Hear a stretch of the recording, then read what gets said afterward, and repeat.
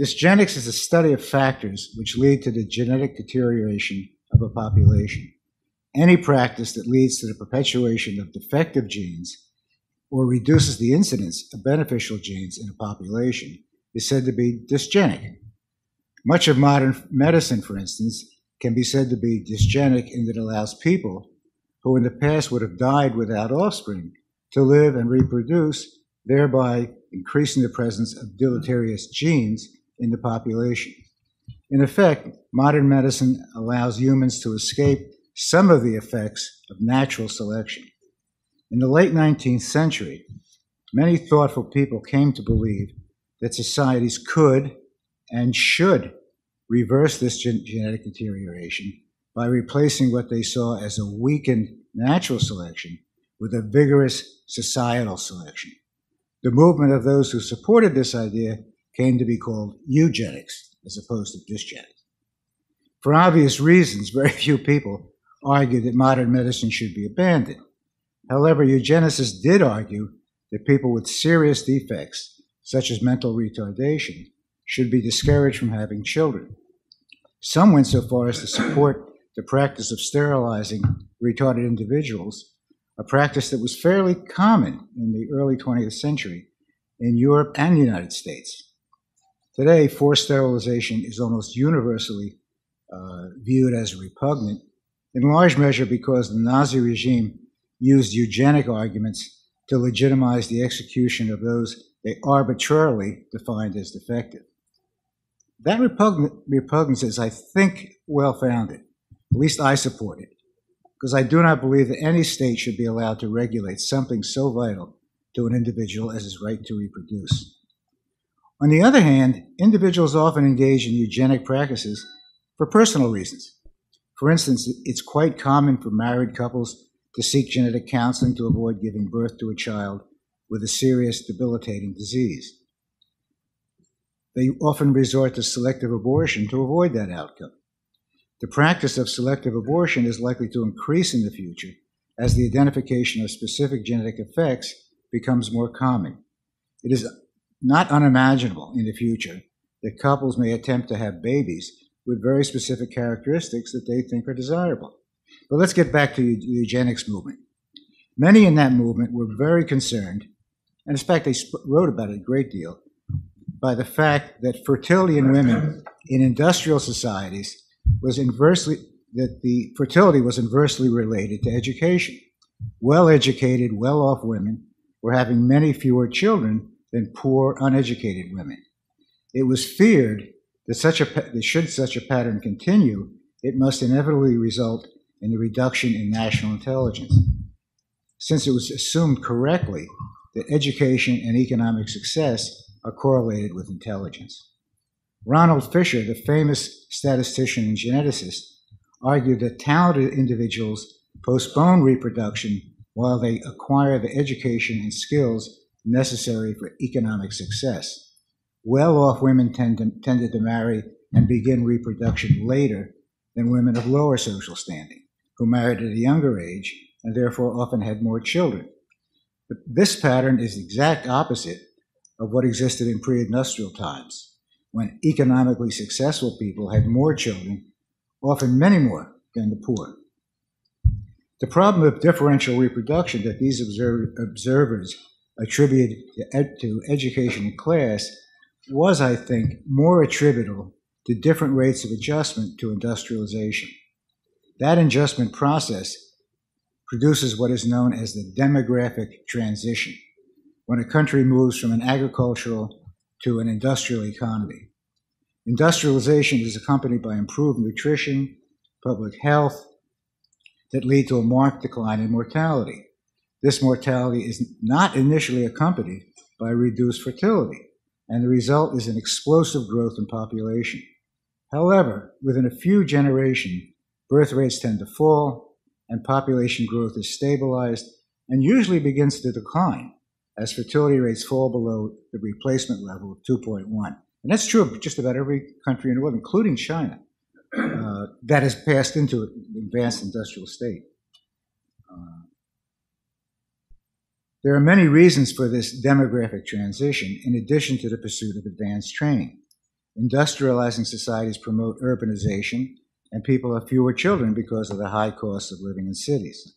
In addition, reduced infant mortality allows parents to achieve their desired family size without giving birth to as many children as would have been necessary in the past. The upshot is that people adjust to life in industrial society. As they adjust, birth rates tend to decline in all classes of women, but at different rates. The reduction in fertility occurs later in the poorer classes because they are more often recent immigrants from the countryside. This would explain the differential fertility between rich and poor, and would also explain why that differential declines in more advanced societies. By the late 20th century, that differential fertility had diminished to the point where it could have very little impact on societal IQ. For example, Richard Lynn, in his book Dysgenics, reports at the end of the 19th century, least educated white women in the United States had a fertility rate 2.79 times greater than women with the highest levels of education. By the post-war period of 1946-1955, the years of the baby boom, the ratio had fallen to 1.5. By 1956-72, the differential had declined to the point where the least educated women were having only 1.2 times the number of children as the most educated. To the extent that differential fertility still exists, it is mainly between the native populations of advanced countries and the recent immigrants from less developed countries. Most importantly, there is no evidence that population IQ has declined during the last century. In fact, it has been increasing.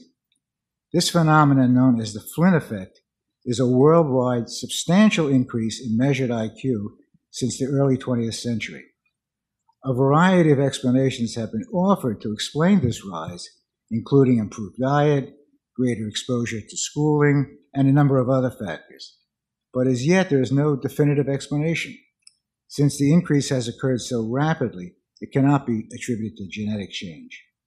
James Flynn, who first reported this phenomenon, has suggested that modern life, including modern communication technology, has led young people to acquire certain skills that earlier generations never developed. He doubts that people today are actually smarter than they were 2 or 3 generations ago, but they may have mental habits which enable them to think about certain things in different and better ways, or at least in ways that enable them to perform better on IQ tests. It should be noted that the Flynn effect operates indiscriminately and affects all groups more or less equally, and therefore has not resulted in reduced group differences in IQ. Furthermore, it is not at all clear that the effect will continue indefinitely in the future and may well diminish over time. And it seems to be doing that. A real and a much greater dysgenic effect on intelligence is the result of the current immigration policies of all Western societies. Recent immigrant patterns in the United States and Europe are radically different from what they were in the past. They are far more massive today, especially in Europe. In addition, immigrant populations today, unlike in the past, differ in culture, race, and ethnicity from the populations of the countries to which they move. As such, they are transforming monocultural and monoracial societies into multicultural, multiracial ones. Table 1, which I think, has everybody had this print out?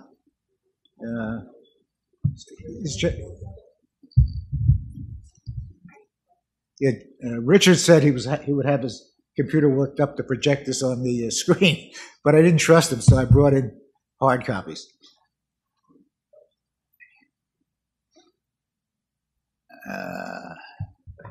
Okay, Table 1 gives the changes in the demographic makeup of the United States since the Immigration Act of 1965 and projections for the year 2050.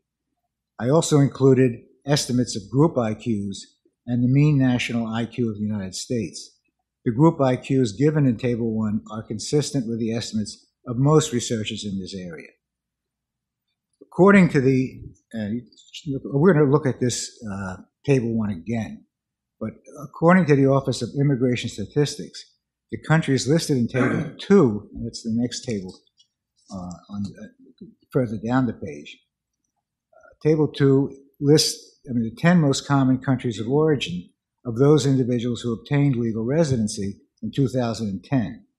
These countries contributed 50% of all documented immigrants in that year. The national IQ estimates are taken from Richard Lynn and Tutu Van Hanen's IQ and Global Inequality. These figures indicate that the majority of immigrants to the United States come from countries with national IQs considerably below the average of white Americans.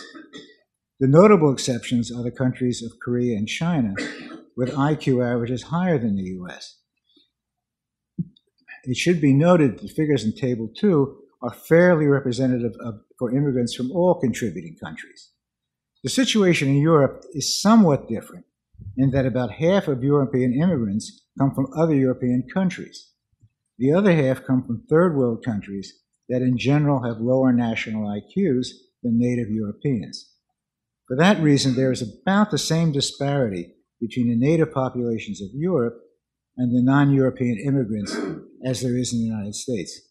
The difference between the largest group of immigrants to the United States are Hispanics, whereas in Europe, a fairly large group are from the Arab countries. In their book, IQ and the Wealth of Nations, Richard Lynn and Tutu Van Hanen demonstrated that a country's economic status is strongly correlated with its average IQ. A recent exhaustive study by economists Garrett Jones and Joe Snyder on a large number of countries and a large number of variables confirmed Lynn and Van Hanen's findings. They concluded that national average IQ is a better general measure of human capital than any other measure we tested. Lynn and Van Hanen's work, not unexpectedly, came in for a great deal of criticism, much of it in the form of challenges to the validity and reliability of IQ in general. Much of the same criticism was leveled at Herrnstein and Murray's 1993 book, The Bell Curve.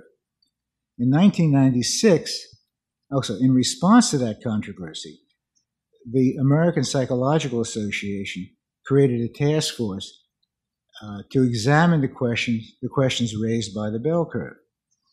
In the 1996 report, the task force supported the validity and reliability of IQ tests. In addition, they acknowledged that IQ is to a significant extent heritable. They were agnostic, however, about the causes of racial differences. In a lengthy 2005 paper and in the authoritative APA journal, the noted experts Philip Rushton and Arthur Jensen exhaustively reviewed 30 years of literature on race and IQ. They effectively refuted the claim that racial differences in IQ lack a genetic component. The scientific evidence they present is clear and not seriously open to dispute by psychometricians or other scientists familiar with the literature. Sadly, both of these brilliant and esteemed scientists died within days of each other in October of 2012. It is important to note that immigration is almost always selective, and some immigrant flows may be more selective than others.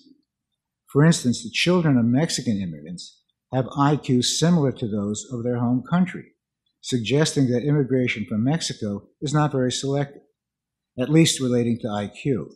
It probably is selective for things like ambition, the work ethic, etc. Immigration from Asia, on the other hand, appears to be highly selective due to country limits on immigration and the distance and costs involved. The Census Bureau's classification of Asians is fairly arbitrary. The term Asian refers to three distinct population groups.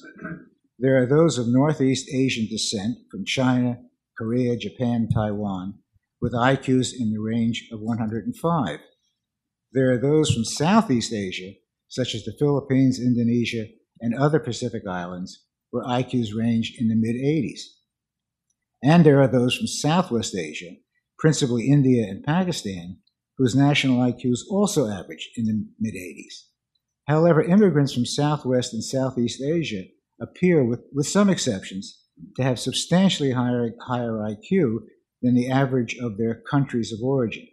Indian immigrants, for instance, tend to be a highly select group and perform very well educationally and economically. Most had spoken English at home, whereas that is true for only about 10% of India's population. While Indians constitute only 1% of the population in the United States, they make up 8% of all doctors and surgeons. And Indian immigrants have very high income relative to other immigrant groups, with median household income over $80,000. Furthermore, many of the immigrants from Southeast and Southwest Asia are professionals, and many come under educational visas and H-1B visas for skilled people. Many of these eventually establish permanent residency in the United States. The educational data suggest, for the most part, that Asians, whatever their home countries, perform better than other groups, including Americans of European descent. And a very similar pattern operates in Europe.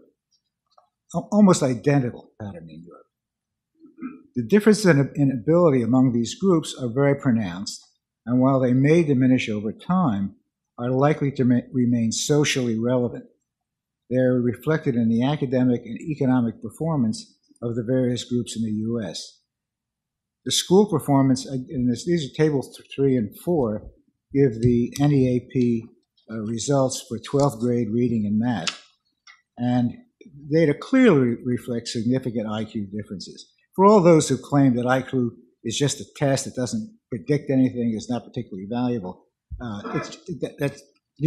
these figures demonstrate quite clearly that IQ is very highly related to educational performance, and somewhat disturbing in the sense that whites and Asians tend to score generally at the proficient or advanced level, whereas Hispanics and blacks very often perform at the below basic or basic level.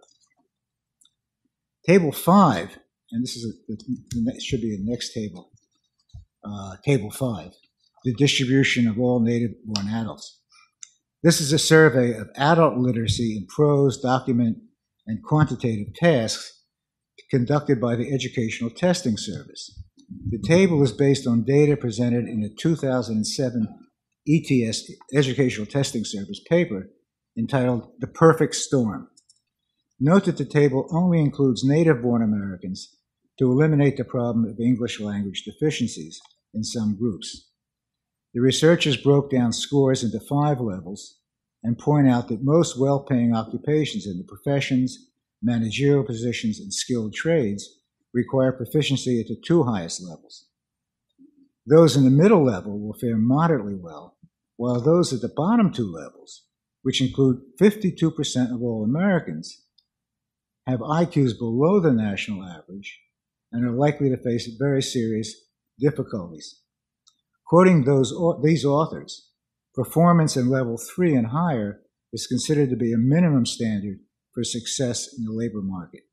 The correlation between race and social class is quite clear and will very likely give rise to social tensions that will only grow worse given current demographic trends. I mean, you can look at this and it's extremely disturbing. If you look at levels 1 and 2, 52% of all Americans fall. 52% of them fall in levels 1 and 2, whereas for native whites and native Asians, a considerably smaller number, and for native Hispanics and native blacks, a considerably larger number. And if you look at levels 3, there's clearly differences. The population projections and IQ estimates for various groups given in Table 1, you can jump back to the first table, probably fall from about 95.8 to, will probably fall from about 95.8 to about 93.3 by mid-century. Richard Lynn performed similar calculations and came up with a projected 2050 national IQ of 92.4, a figure somewhat lower than my estimate. This difference is mainly the result of the fact that he projects a lower average IQ for Asians than I do. I think this is due to the fact that we differ in our estimates of how selective Asian immigration is likely to be. The drop in average IQ by 2050 of about 2.5 points is relatively small, but will have noticeable effects in the upper and lower tails of the bell curve. For instance, success in four-year college programs is usually thought to require an IQ of about 115. Using that figure, the percentage of people in the United States who can be expected to perform reasonably well in college has fallen from about 13% in 1960 to 10% today and is projected to fall to 7.4% by mid-century. The drop in average ability since 1960 may explain, in part, and only in part, the wage stagnation of American workers. It may also account for the growing gap between rich and poor described by Charles Murray in his book. The gap is likely to grow as the reduction in talented individuals increases their bargaining power in the marketplace, which will aggravate the economic disparities between rich and poor that are already very troublesome.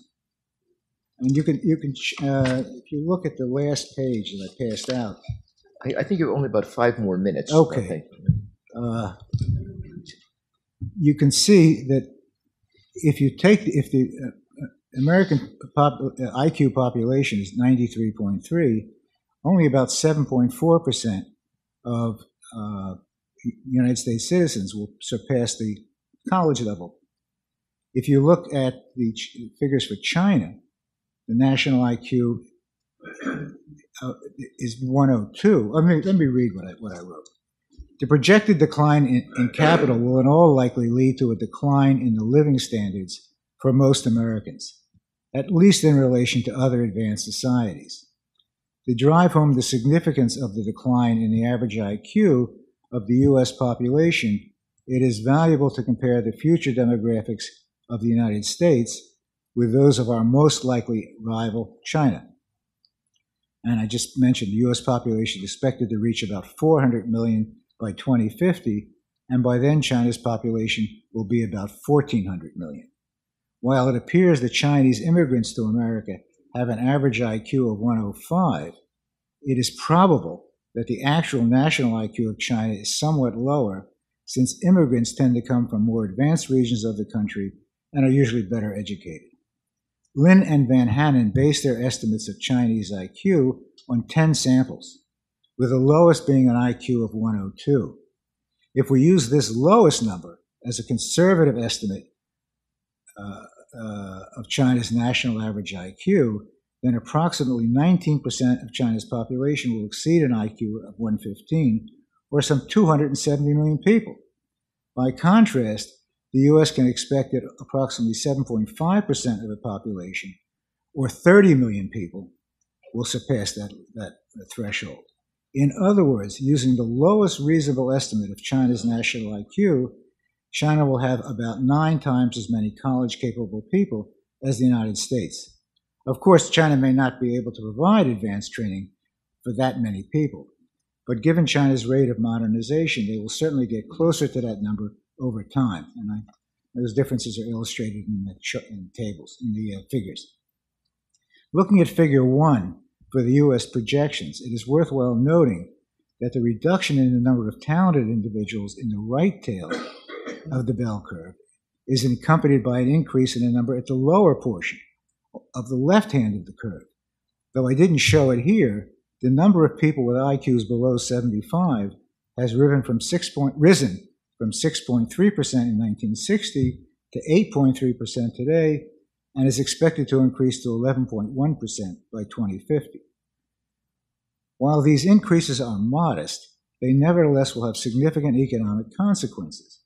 According to Linda Gottfredson, a highly respected IQ researcher, people with IQs below 75 face an uphill struggle simply to maintain normal lives that most people take for granted. These people, quoting her, are increasingly vulnerable and unemployable as unskilled jobs disappear. These individuals clearly need a great deal of social and economic support. Unfortunately, as the number of people needing assistance grows, the number of those who can be taxed to help them will be on the decrease. One must ask how this arrangement can be sustained, even in a robust economy, with much less in an economy in decline. The economic consequences of the projected decline in IQ may be accompanied by important changes in our political system. Finnish political scientist Tutu van Hanen, who worked with Richard Lynn on the economic consequences of differences in national IQ, undertook a study of the political ramifications of these differences. In his book, The Limits of Democratization, he makes a strong case that a certain level of intelligence is required to develop and sustain a democratic society. Using the IQ data on the 172 countries contained in the book IQ and Global Inequality, which he co-authored with Richard Lynn, he found a strong positive correlation between average national intelligence and democracy. He broke down those 172 nations into 7 categories, ranging from those with national IQs below 80 to those with IQs above 95. The first were levels 1 and 2, and those above 95 were levels 6 and 7. In addition to his measure of democracy, he also included estimates of the quality of democracy based on reports by various sources such as Freedom House and the World Bank. Almost none of the countries in the lowest levels can be called democratic, while almost all of the countries in the higher levels, with the exception of communist China and North Korea, are clearly democratic. In addition, the quality of governance in the lowest levels is poor. In those countries, there tended to be more political violence, corruption, greater irregularities in elections, and greater deficits in the rule of law than in countries with higher levels of national IQ. Perhaps most important for the United States, and I'll be done in 2 minutes. Yes. Most important for the United States is the ambiguous status of the countries in the middle 3 levels, ranging in IQ from 80 to 95. These include almost all the countries of the Middle East, Latin America, and South Asia. While the likelihood of democracy tends to increase with IQ in this middle range, other factors such as degree of ethnic and religious homogeneity and the distribution of wealth play an important, crucial role. For instance, nearly all Middle Eastern countries lack democracy, whereas most of those in Latin America, with national IQs very similar to those in the Middle East, are democratic, but most suffer from serious democratic deficits of one sort or another. And I'll leave out Richard Lynn's and my explanation for that. It hardly needs to be said that given current immigration policies, the United States will join those countries in the middle range of IQs, with IQs of 92 or 93, depending on who you listen to. Like Latin America, the United States will have very large economic inequalities, and they will coincide largely with racial divisions. It is not unreasonable to suppose that the political situation in America may come to resemble those countries in Latin America sometime in this century. What can be done to preclude the demographic changes projected in this paper? In a nutshell, very little, since the demographic changes that have already taken place will pretty much determine future demographics. Currently, only 54% of public school students are of European descent, and that percentage will surely continue to fall. And I think about a year ago, the white birth rate fell below the non-white birth rate for the first time in history and is continuing to decline. Even a complete halt to immigration would only put things off for a decade or so. However, it is certainly desirable to consider what could be done to reduce the turmoil of these demographic changes that these demographic changes are likely to produce. In fact, preventing the potentially negative consequences of these developments will be the major challenge facing the United States in the coming decades. But that's a topic for another paper.